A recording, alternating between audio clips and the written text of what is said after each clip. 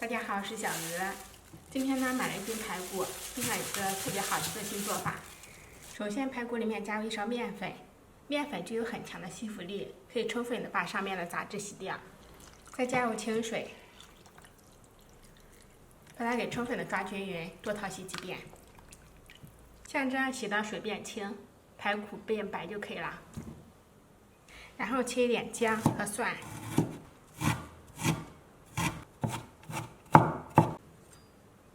加一小勺盐，加一勺淀粉，一小勺料酒去腥，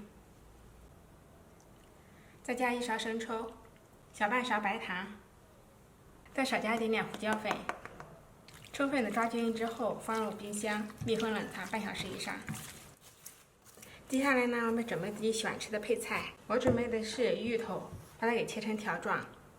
也可以用香菇、金针菇、豆皮、豆芽、土豆等，喜欢吃什么就放什么。切好之后呢，我们给它均匀的摆在盘中。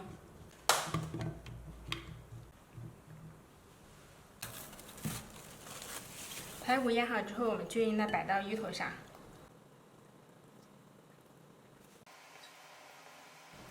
然后呢，开水上锅，大火蒸20分钟。蒸熟之后呢，给它撒上一点点葱花，点缀一下。这样做出来蒸排骨，鲜嫩入味，清淡无油，简单又好吃。盘里铺的芋头也充分的吸收了排骨的汤汁，又软又糯，特别的入味，简单营养又好吃，喜欢就试些吧。